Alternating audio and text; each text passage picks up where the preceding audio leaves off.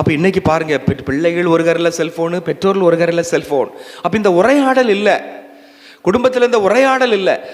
அதனால தான் இன்னைக்கு நிறைய பிரச்சனைகள், குடும்ப ஆசீர்வாதம் கிடைக்கலன்னா அதுக்கு காரணம் பெற்றோர், பிள்ளைகள், கணவன், மனைவி அவங்க 2 பேர்கிட்டே உரையாடல் இல்லை.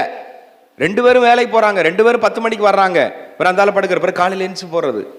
அப்போ இந்த குடும்பத்திலே அன்பு நிறைந்த உரையாடல், மனசு விட்டு பேசும் பொழுது தான் அது ஒரு ஆசீர்வாதமான, ஒரு வளமையான, மகிமையான, பசுமையான குடும்பமாக இருக்கும்.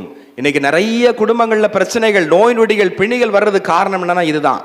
இது இருந்துச்சுன்னா போதும். அப்போ நாம விருந்து உபசரிக்கும் பொழுதும் சாப்பாடு நல்லா செய்கிறோம், கண்டிப்பாக அதுவும் தேவைதான். ஆனால் அதை விட எது முக்கியம்னு ஆண்டவர் சொல்றாரு மார்த்தா மரியாள் நிகழ்வில், உரையாடல், பேசணும்.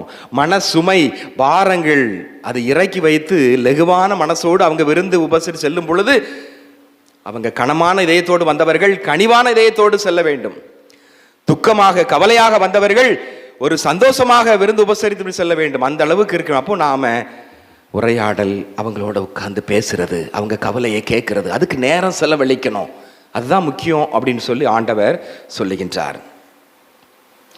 யாராவது என் கதையை கேளுங்கள், யாராவது என் கதையை கேளுங்கள். இது ஒரு சிறு கதையினுடைய ஒரு தலைப்பு.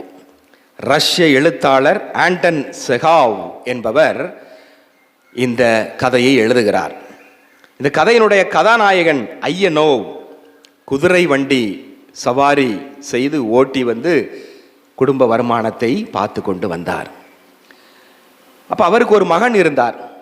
அவர் நோய்வாய்ப்பட்டு இறந்து போனார். அப்போ இவருக்கு ரொம்ப கவலை, ரொம்ப துக்கம். இந்த ஐயனோவ் என்ற குதிரை ஓட்டக்கூடியவர் அந்த குதிரையிலே சவாரிக்கு வருகின்றவரிடம் பகிர்ந்து கொள்ளலாம், தனது துக்கத்தை பகிர்ந்து கொள்ளலாம் என்று நினைத்து ஆரம்பிக்கின்றார். முதல்ல ஒரு வியாபாரி ஏறுறார்.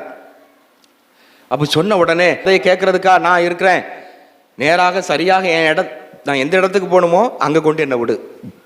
கேட்கல. அடுத்து இன்னொருத்தர் வந்து உட்கார்றார், சவாரிக்கு வர்றார். அவர்கிட்ட லைட்டாக ஆரம்பிக்கிறார் இவருடைய கதையை.